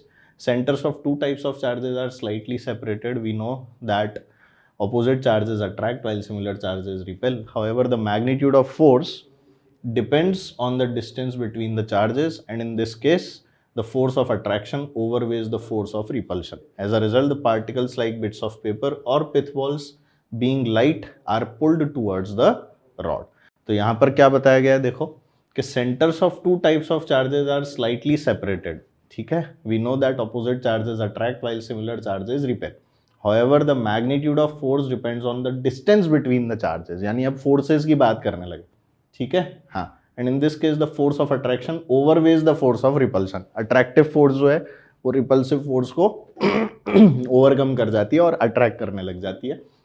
As a result particles like bits of paper और pith balls are being attracted, being light are pulled towards the rod. ऐसे में rod के पास में वो आ जाते हैं, ठीक है। चलो वही आगे देखते हैं। तो let's talk about the basic properties of electric charges, ठीक है। चलिए, तो we have seen that there are two types of electric charges, namely positive and negative, and their effects tend to cancel each other, यानी एक दूसरे के effect को काटते हैं, पॉजिटिव नेगेटिव होते हैं। Here we shall now describe some other properties of the electric charge. तो अब हम लोग फाइनली इलेक्ट्रिक चार्ज की जो प्रॉपर्टीज हैं उनके ऊपर आ चुके हैं। If the sizes of charged bodies are very small as compared to the distances between them, we treat them as point charges. हमारे लिए जो चार्जेस हैं वो चिपकी चिपकी से ऐसे पॉइंट चार्जेस होते हैं, ठीक है। मतलब ये भी बड़ा है, असलियत तो कुछ और ही होती है। तो if the sizes of the charge bodies are very small as compare to the distances between them, we treat them as point charges. All the charge content of the body is assumed to be concentrated at one point in space, ठीक है। अपन लोग ऐसा मानते हैं कि सारा का सारा जो चार्ज का कंटेंट है कहीं भी फैला हुआ है, अपन लोग तो एक पॉइंट के ऊपर मान के चलेंगे कि चार्ज जो है वो मौजूद है, ठीक है। पहली प्रॉपर्टी है चार्जेस की एडिटिविटी, कि आप चार्जेस को जोड़ सकते हैं, घटा सकते हैं, क्या क्या कर सकते हैं। तो let's talk. We have not as yet given a quantitative definition of a charge. We shall follow it up in the next section. We shall tentatively assume that this can be done and proceeded. If a system contains 2 point charges Q1 and Q2, total charge is obtained simply by adding algebraically Q1 and Q2. सीधे जोड़ दो, कोई दिक्कत नहीं है। Positive है तो positive रखो, नेगेटिव है तो नेगेटिव रखो साइन के साथ, ठीक है। So they add up like real numbers. If a system has many charges, तो Q1 plus Q2 up to Qn. Charge has magnitude but no direction. Charge के पास में मैग्नीट्यूड होता है, डायरेक्शन वायरेक्शन जो है वो नहीं होती है, सिमिलर टू द मास, ठीक है। However, there is one difference between mass and charge. मास और चार्ज के अंदर एक बहुत बेसिक डिफरेंस है जो अपने को पता हो। Mass of a body is always positive, जबकि चार्ज जो है वो नेगेटिव भी हो सकता है और पॉजिटिव भी हो सकता है। मासेस के साथ में ही ऐसा होता है कि वो सिर्फ पॉजिटिव होते हैं, ठीक है। तो भगवान ने पॉजिटिव चीज़ें बनाई थी, अपन लोगों ने पॉजिटिव नेगेटिव सब कुछ बना दिया, ठीक है ना। हाँ, तो proper signs have to be used while adding the charges in a system. For example, total charge containing 5 charges 1, 2, -3, 4 and -5 add करेंगे तो -4 को -4 लेना है, -3 को -3 लेना है, -2 है तो -2 लेना है, ठीक है। हाँ, simple. Charge is conserve, charge जो है उसका कंजर्वेशन लॉ है वो चलता है बच्चों, ये आपको पता हो। तो we have already hinted to the fact that when bodies are charge by rubbing there is transfer of electrons from one body to the other, ठीक है। Picture of particles of electric charge enables us to understand the idea of conservation of charge. When we rub two bodies, one body gains and the other loses, ठीक है। Within an isolated system consisting of many charged bodies, due to interactions among the bodies, charges may get redistributed, मतलब redistribution होता है, खत्म नहीं हो जाता।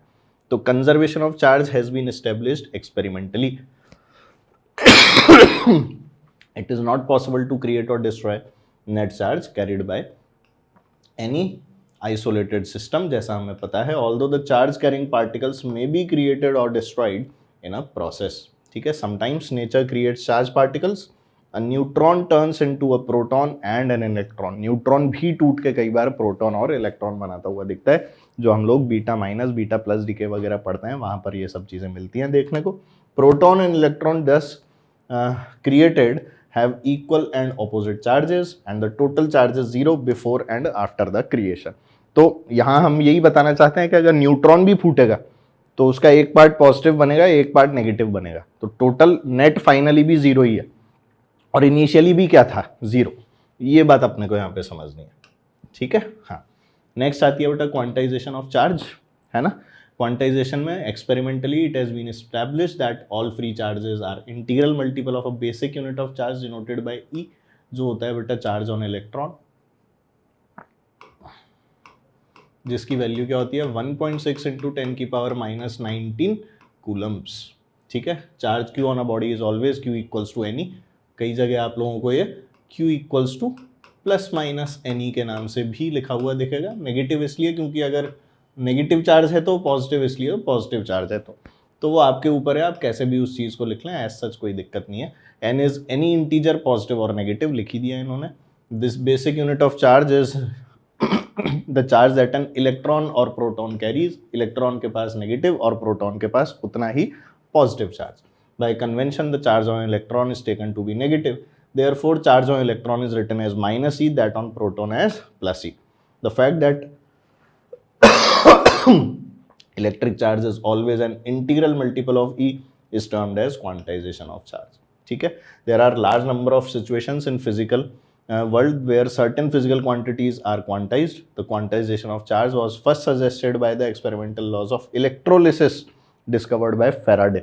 तो मिलिकन्स ऑयल ड्रॉप एक्सपेरिमेंट है ना, ने तो इसको डेमोन्स्ट्रेट किया था, पर बताया किसने था इसके बारे में? फेराडे ने बताया था. तो ये अगेन एक क्वेश्चन है जो आप लोगों का बन सकता है कि क्वांटाइजेशन ऑफ चार्ज किसने एस्टैब्लिश किया. तो ध्यान रखें, क्वांटाइजेशन ऑफ चार्ज जो है एस्टैब्लिश किया था किसने बेटा? फेराडे ने.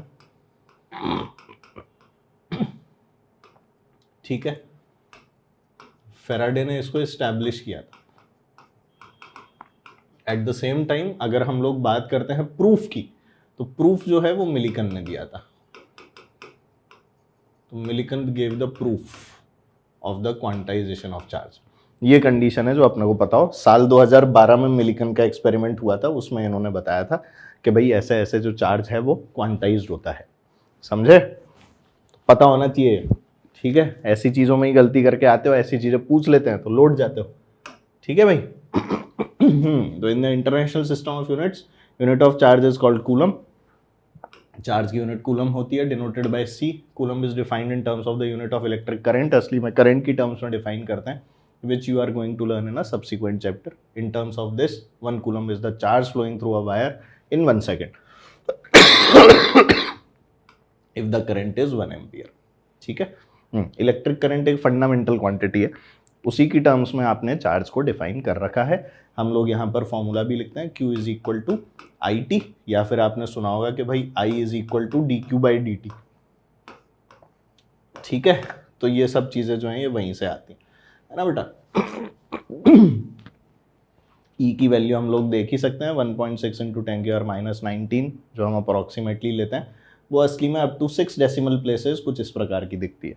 ठीक है. There are about 6 into 10⁻18 electrons, याद रखना, in a charge of -1 coulomb.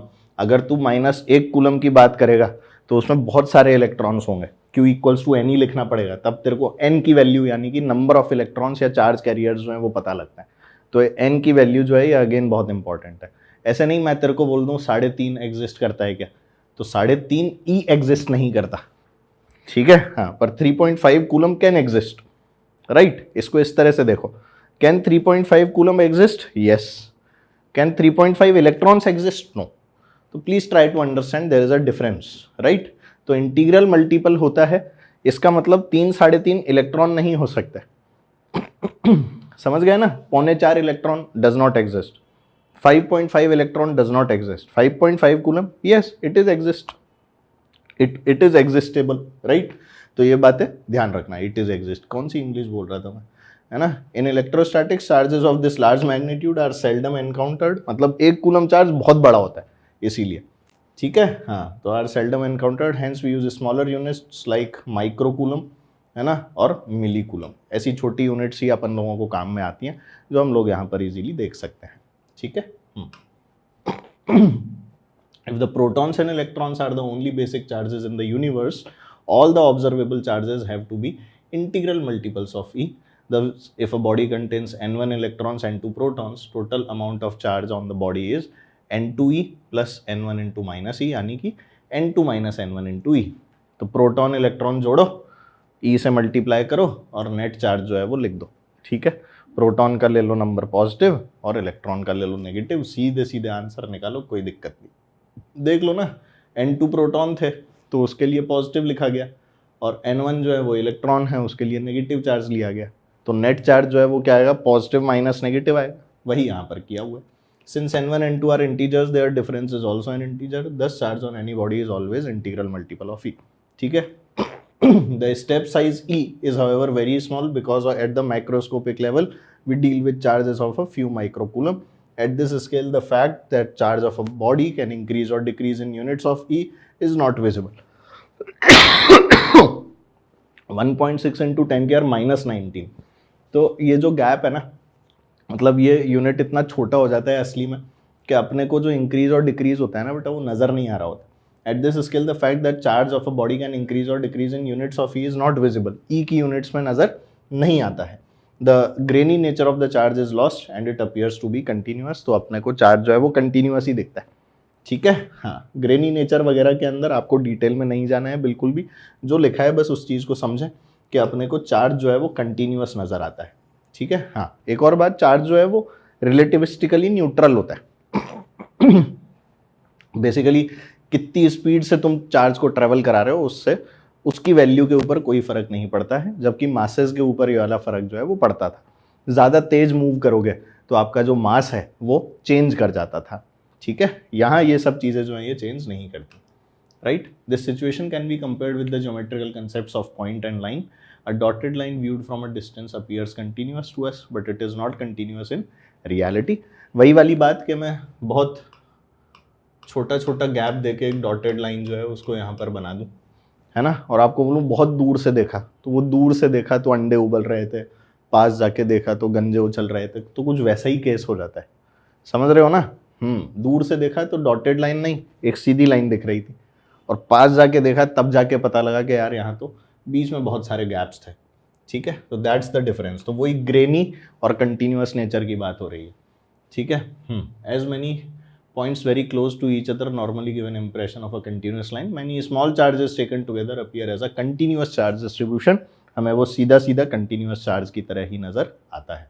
Eight the macroscopic level one deals with charges that are enormous compared to the magnitude. Since E is this, a charge of magnitude 1 microcoulomb contains something like 10 की power 13 times the electronic charge. At this scale, the fact that charge can increase or decrease only in units of E is not very different from saying that charge can take continuous values. ठीक है. समझ गए. Thus at the macroscopic level, quantization of charge has no practical consequence. तो ये हमारे लिए एक बहुत इंपॉर्टेंट लाइन हो गई कि मैक्रोस्कोपिक लेवल के ऊपर क्वांटाइजेशन ऑफ चार्ज जैसा जो है वो कुछ नहीं होता और उसको अपन लोग सीधे सीधे इग्नोर कर सकते हैं. फिर अपने को डिफरेंसेस जो है ना बेटा वो नज़र आने लगता है. ठीक है. माइक्रोस्कोपिक के ऊपर तो डिफरेंस नज़र नहीं आ रहा था, मैक्रोस्कोपिक के ऊपर डिफरेंस नज़र आ रहा है. तो हम बोलते हैं कि quantization of charge has no practical consequence and can be ignored. तो हम क्वांटाइजेशन ऑफ चार्ज को मैक्रोस्कोपिक लेवल के ऊपर इग्नोर करके चलते हैं. At the microscopic level where charges involved are of the order of few tens और hundreds of e, that is they can be counted. They appear in discrete lumps and quantization of charge cannot be ignored. Microscopic पे quantization को ignore नहीं कर सकते, पर macroscopic के ऊपर आपको क्वांटाइजेशन को इग्नोर करना पड़ता है. ठीक है. अरे मुझे खांसी हो गई थी बहुत ज़्यादा, आपको तो पता ही है. अब जाके मेरी तबीयत ठीक हुई है, तो अब खांसी तो है ही सही, अब वो तो रह ही जाती है बेचारी एंड तक, है ना. क्या करें, जाते जाते ही जाएगी. ठीक है. तो क्वांटाइजेशन को आप लोग माइक्रोस्कोपिक लेवल के ऊपर तो रखोगे, पर मैक्रोस्कोपिक लेवल के ऊपर उसकी कोई सिग्निफिकेंस नहीं है. ये बात सब लोग ध्यान रखेंगे. अगर ऐसा कोई भी क्वेश्चन बनता है तो प्लीज़ रिमेंबर, है ना. आज मेंस का पेपर है, आज ही एक पेपर मतलब क्वेश्चन जो है वो डायरेक्ट मेरे पढ़ाए हुए पार्ट में से आया. जब मैं पढ़ा रहा था थर्मोडाइनमिक्स की आप लोगों की एनसीईआरटी जो है वो मैं डिस्कस कर रहा था, तो उसमें हीट और वर्क के बारे में पूछा था. कौन से फंक्शन है, स्टेट फंक्शन है, पाथ फंक्शन है, कौन से फंक्शन है. ठीक है. बताएंगे, अपन लोग भी पढ़ेंगे, तो ऐसी कोई चिंता वाली बात नहीं है. जनरली ऐसी चीज़ें जो हैं वो क्लासेस के अंदर नहीं बताई जाती जब आप नीट की या जेई की क्लास में बैठे होते हो. पर जब एनसीईआरटी पढ़ता है ना तो ये पॉइंट्स है ना लिखे हुए होते हैं क्लियरली थ्योरी के अंदर, और वहाँ हम लोग इन चीज़ों को टिक टिक टिक टिक मार के याद कर लेते हैं.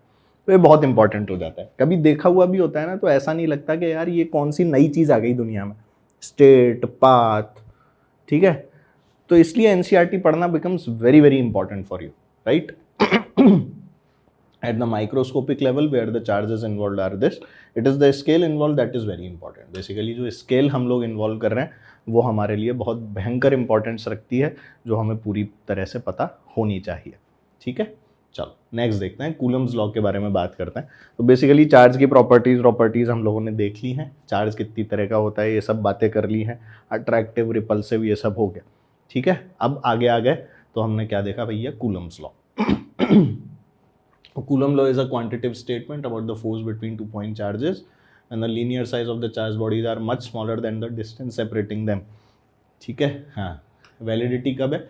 Linear size of charge bodies are much smaller than the distance separating them. उनके बीच की डिस्टेंस जो है उससे जब बहुत छोटे आपके चार्जेस के साइज होंगे तब the size may be ignored and the charge bodies are treated as point charges. ठीक है, यानी डिस्टेंस बहुत ज़्यादा है और उनके साइज जो है वो एकदम चुन्नू मुन्नू से हैं. ठीक है, Coulomb measured the force between 2 point charges and found that it varied inversely to the square of the distance. इसे अपन inverse square law भी बोलते हैं. ठीक है, distance between the charges and was directly proportional to the product of the magnitude of the two charges and acted along the line joining the two charges. ठीक है, thus if 2 point charges Q1 Q2 are separated by a distance r in vacuum, ठीक है, the magnitude of the force between them is given by F equals to K Q1 Q2 by R square, जो आप लोग यहाँ पर देख सकते हैं. ठीक है, अब how did coulomb arrive at this, ये तो अपने को पता ही है कि न्यूटन साहब क्या लिख रहे थे, F equals to G M1 M2 upon R square. ठीक है, और कूलम बोला कि भाई साहब ये अच्छा नियम है, इसको अपन चार्जेस पे अप्लाई कर लेते हैं. तो कूलम ने उठाया, इधर कॉपी देखी और खटाक से इधर चेपा मार लिया.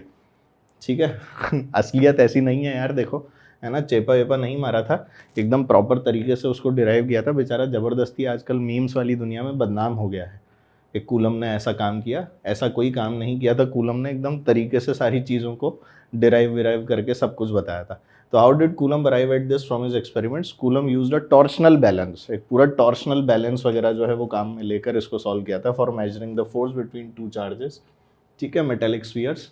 सेपरेशन वगैरह देखा दो स्फीयर का much larger than the radius of each charge spheres में भी रिगार्डेड एज पॉइंट चार्जेस, सब कुछ किया.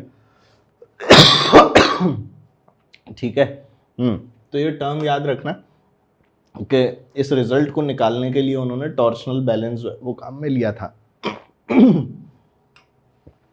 When the separation between two spheres is much larger than the radius of each sphere, charge sphere may be regarded as point charges. However, the charges on the spheres were unknown. अभी charges जो हैं वो नहीं पता है. To begin with, how then could he discover a relation like this? Coulomb thought of the following simple way. Suppose the charge on a metallic sphere is Q. If the sphere is put in contact with an identical uncharge sphere, अगर मैं एकदम identical अनचार्ज के साथ में touch कर दूंगा तो charge जो है वो दोनों के ऊपर बराबर फैल जाएगा, तो Q/2 हो जाएगा, बात खत्म. तो by symmetry the charge on each sphere will be Q/2. Repeating this we can get charges. अब Q/2 वाले को किसी और से अड़ाएगा तो Q/2 का क्या हो जाएगा, Q/4 हो जाएगा, फिर और अड़ाएगा तो फिर आधा होता रहेगा, एंड सो ऑन. तो coulomb varied the distance for a fixed pair of charges and measured the force for different separations. He then varied the charges in pairs keeping the distance fixed. Comparing forces for different pairs at different distance, Coulomb arrived at the relation. ठीक है, तो थोड़ा सा दिमाग लगाया. तो Coulomb's law is a simple mathematical statement was initially experimentally arrived in the manner described above. अभी जैसे हमने बताया, while the original experiments established it at a macroscopic scale, it has also been established down to subatomic level. मतलब कि करीब करीब 1 angstrom तक अपन लोग जो है Coulomb's law को अप्लाई कर सकते हैं, यानी कि सब एटॉमिक लेवल तक. पहले सिर्फ ये था कि चलो बड़ी बड़ी चीज़ों के बीच में ही अपन लोग इसको अप्लाई करेंगे, बाद में पता लगा कि इसे तो आप लोग सब एटॉमिक लेवल के लिए भी अप्लाई कर सकते हैं. ठीक है, he discovered his law without knowing the explicit magnitude of the charge. उसे बहुत ज़्यादा जो एक्सप्लिसिट मैग्नीट्यूड है चार्ज के बारे में, उसके बारे में कोई नॉलेज जो है वो नहीं थी. In fact it is the other way round. Coulomb's law can now be employed to furnish a definition for a unit of charge. अब अपन लोग यूनिट ऑफ चार्ज की डेफिनेशन जो है कूलम्स लॉ से दे सकते हैं. In the relation K is so far arbitrary, we can choose any positive value of K. Choice of K determines the size of the unit of charge. In SI units, value of K is about 9 × 10⁹. K को हम लोग क्या बोलते हैं ये तो अपन जानते ही हैं, 1/4 pi epsilon naught. Coulomb's constant और epsilon naught जो है वो permittivity constant होता है, ये भी अपने को पता है. ठीक है, तो unit of charge that results from this is called a coulomb, which we defined earlier, जो current के थ्रू हमने डिफाइन की थी. Putting this value of K, we see that Q1 equals to Q2 अगर हम लोग ले लेते हैं 1 कूलम के बराबर, और रेडियस ले लेते हैं अगर हम लोग 1 मीटर के बराबर, तो जो फोर्स आती है वो 9 × 10⁹ न्यूटन आती है, विच इज़ रियली ह्यूज. तो एक कूलम का चार्ज इसीलिए तो बोलते हैं बहुत बड़ा होता है. तो एक कूलम का चार्ज ले लोगे और रेडियस 1 मीटर ले लोगे यानी सेपरेशन बिटवीन देम, दो बॉडीज़ के बीच का जो सेपरेशन है वो अगर 1 मीटर ले लोगे और चार्जेस जो हैं वो एक एक कूलम ले लोगे तो फोर्स क्या आएगी 9 × 10⁹ न्यूटन आएगी। भाई साहब this is really huge force which you cannot imagine. ठीक है, तो that is 1 coulomb is the charge that when placed at a distance of 1 metre from another charge of the same magnitude in vacuum, सब कुछ vacuum की कहानी चल रही, experiences an electrical force of repulsion of magnitude this much. ठीक है, तो ये ध्यान रखना डेफिनेशन किस तरह से दी गई है, इंपॉर्टेंट लाइन है बेटा, इस तरह की लाइंस के ऊपर जो क्वेश्चन है वो बन सकता है।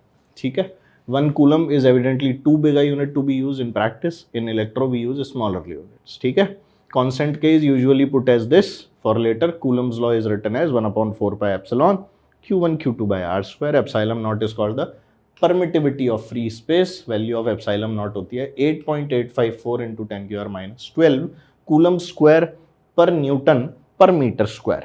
यूनिट देख लो और इसकी डायमेंशंस भी आपको पता होनी चाहिए, तो प्लीज रिमेंबर दिस। वैसे तो पेपर में दिया हुआ होता है, पर अगर नहीं भी दिया हो तो अपने को पता हो। ठीक है, since force is a vector it is better to write coulomb's law in the vector notation. Let the position vectors of charges q1 and q2 be r1 and r2 respectively. We denote force on q1 due to q2 by f12 and force on q2 due to q1 by f21। मतलब देखिए दो charges मैंने यहाँ पर mark कर दिए हैं, ये q1 हो गया, ये आपका q2 हो गया।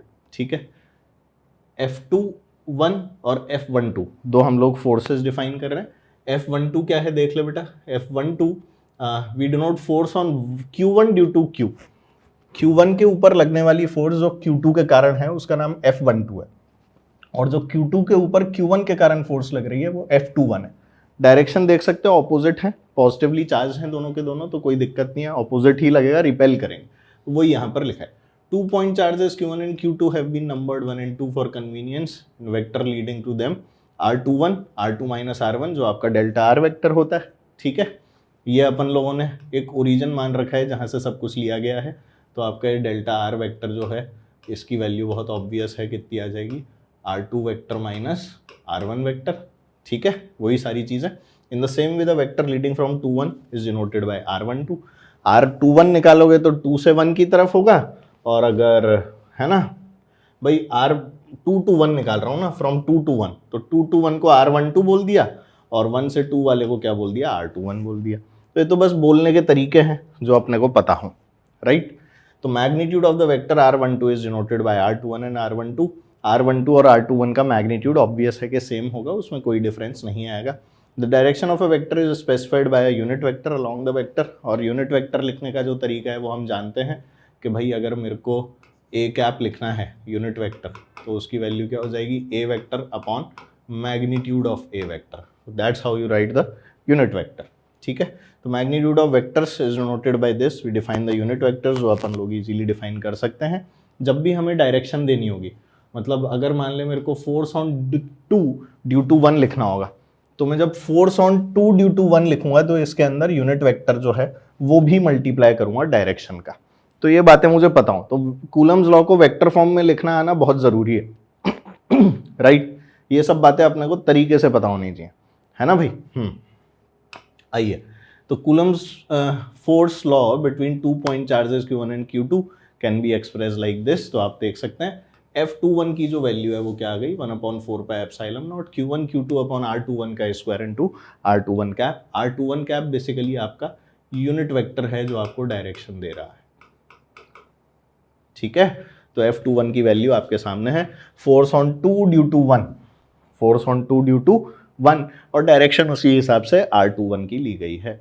ठीक है, ध्यान रखना it is valid for any sign of Q1 Q2 whether positive और नेगेटिव। साइन के साथ में पुट करें आप आराम से, कोई दिक्कत नहीं है, सारे आंसर जो है वो बिल्कुल सेम आएंगे। ये आपकी पर्सनल चॉइस है कि आप एंड में जाके भी साइन लगा सकते हैं या फिर आप शुरुआत से ही साइन के साथ में चीज़ों को पुट कर सकते हैं, ये आपके ऊपर है। अब मुझे पता है कि अगर दोनों पॉजिटिव हैं या दोनों नेगेटिव हैं तो एक दूसरे को रिपेल करेंगे, यानी ऑपोजिट डायरेक्शन में फोर्स होगी, और अगर एक पॉजिटिव एक नेगेटिव है तो अट्रैक्ट करेंगे तो फोर्स जो है वो इनवर्ड होगी, यानी एक दूसरे की अट्रैक्टिव फोर्स होगी। तो इन दैट केस कैसा आंसर आना चाहिए और क्या नहीं आना चाहिए ये मेरे को हमेशा पता होता है। ठीक है, ये मैं मन में जानता हूँ, राइट। तो if Q1 Q2 are of the same sign either positive और नेगेटिव, तो F21 इज अलोंग R21, उसी डायरेक्शन में होती है, समझ गए। है ना, which denotes repulsion as it should be for like charges. अगर ऑपोजिट साइन के होंगे तो बेटा R12 के अलॉन्ग हो जाएगी या फिर -R21 के अलॉन्ग हो जाएगी, जैसा भी बोल लो। तो अनलाइक चार्जेस की कहानी हम जानते हैं। Thus we do not have to write separate equations. Force F12 on charge Q1 due to Q2 is obtained from equation this by simply interchanging 1 and 2। तो बस कुछ भी नहीं करना बेटा, 1 और 2 को चेंज करना है। R12 हो गया, यहाँ पर भी R12 हो गया और नेगेटिव ऑफ द फोर्स जो है वो आ गई, यानी कि एक्शन रिएक्शन पेयर जो है वो बन रहा होता है F12 is equal to minus of F21, जबकि मैग्नीट्यूड जो है वो दोनों के ही क्या होते हैं, बराबर होते हैं। तो इसके अंदर अपने को कोई डाउट नहीं आता है, ठीक है। Thus Coulomb's law agrees with Newton's third law, action reaction pair बनता है, ठीक है, ध्यान रखिएगा।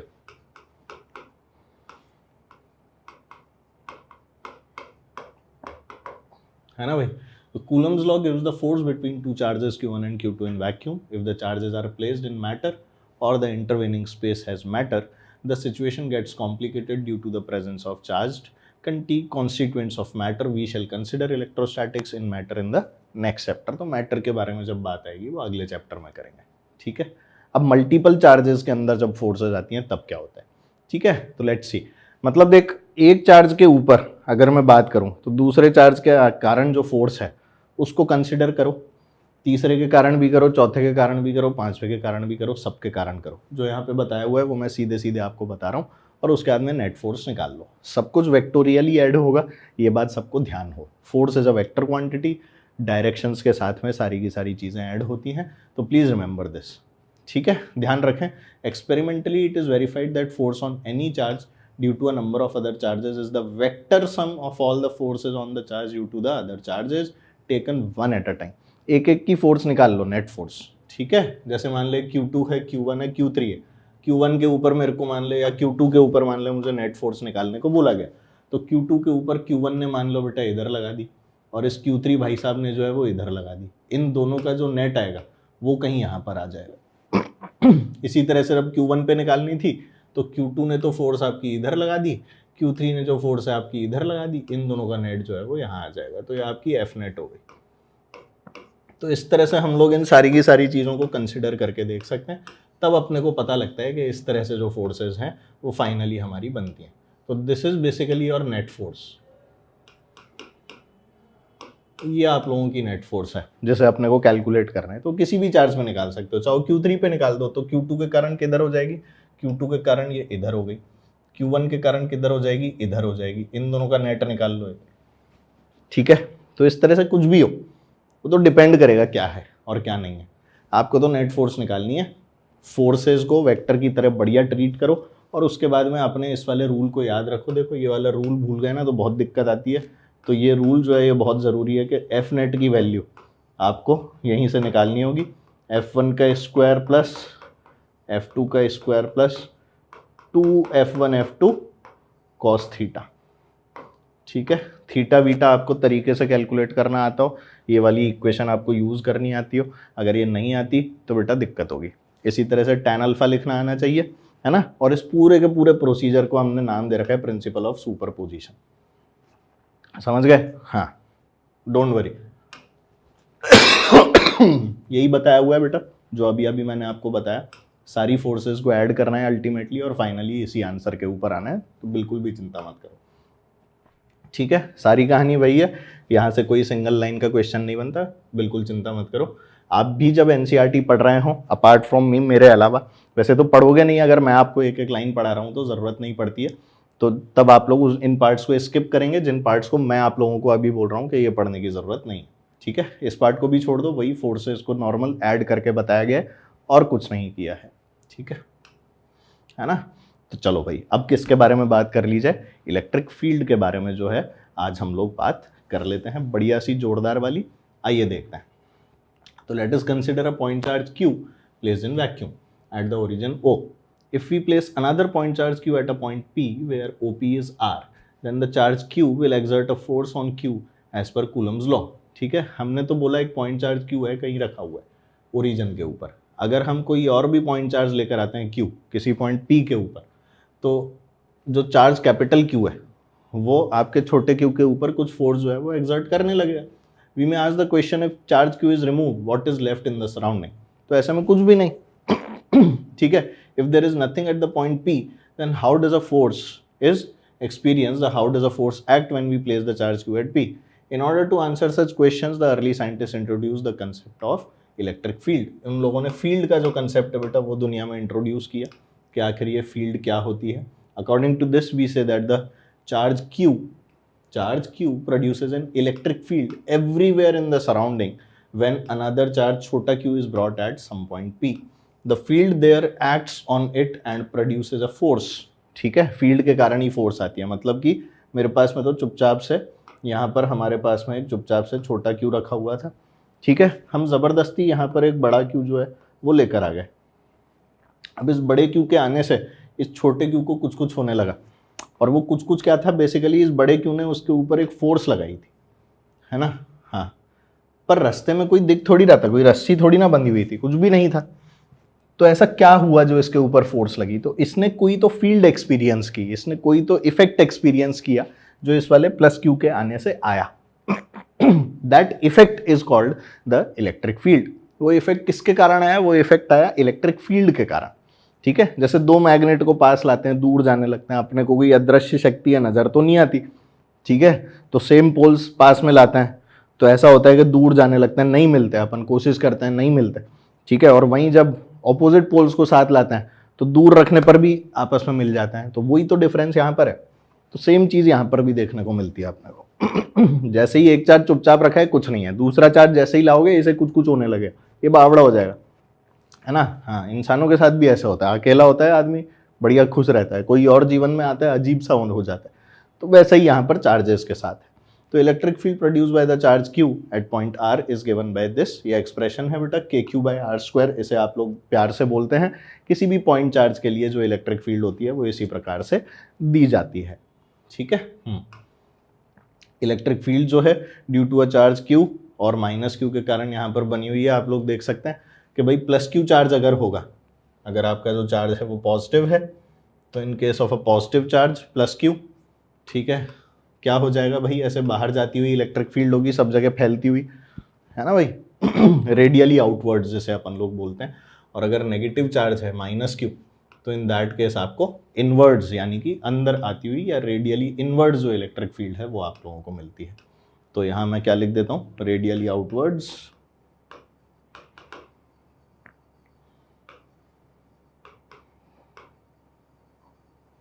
और यहाँ पर हमारे पास में क्या हो जाएगा, रेडियली इनवर्ड्स.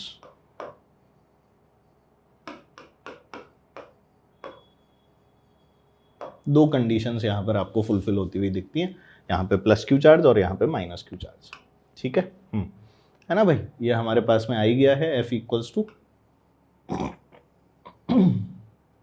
तो फोर्स की वैल्यू है जो लिखी है, R cap is the unit vector from the origin to this, है ना.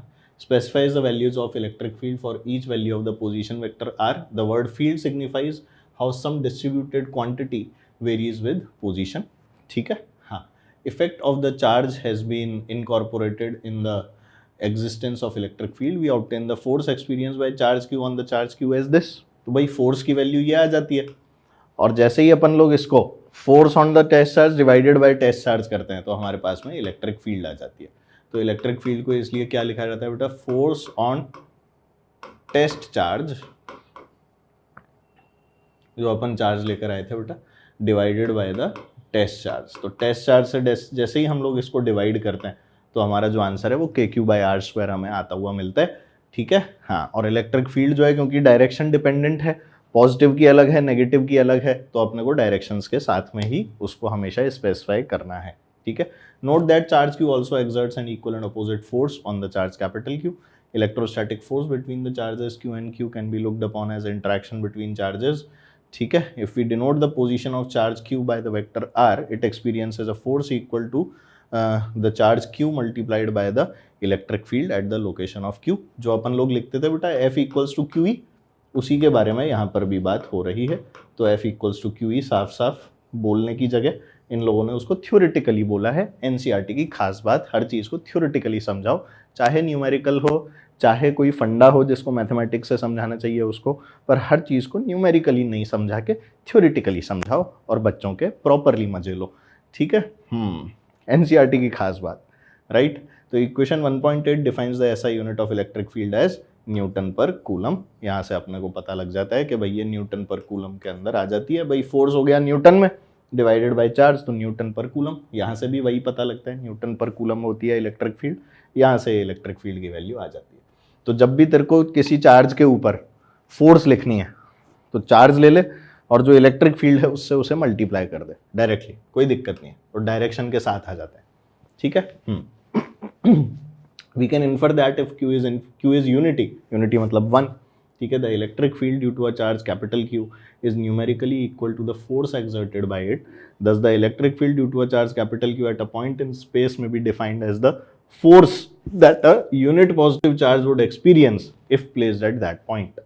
ठीक है, तो हमने कैसे डिफाइन किया, देखो किस चीज को, इलेक्ट्रिक फील्ड को कैसे डिफाइन किया है, ध्यान दे इस डेफिनेशन पे।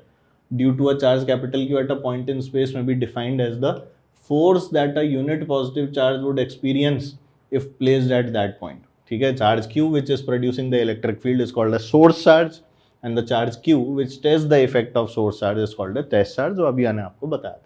Note that the source charge Q must remain at its original location. उसको हम लोग चेंज वेंज नहीं कर रहे कि प्लस Q को भी उठा के चेंज कर रहा हूँ, अदरवाइज फिर R चेंज होता रहेगा तो बेटा इलेक्ट्रिक फील्ड की जो वैल्यू है वो भी आपकी चेंज होती रहेगी। However if a charge Q is brought at any point around capital Q, Q itself is bound to experience an electrical force due to छोटा q and will tend to move। वो एक अलग बात है जो यहाँ पर लिखी है कि भाई Q को अपन उसके आसपास लेकर आएंगे तो Q जो है वो बेचारा अपने ऊपर कुछ फोर्सेस एक्सपीरियंस करने लगे और मूव कर जाएगा, वो एक अलग बात है, उसकी बात नहीं कर रहे।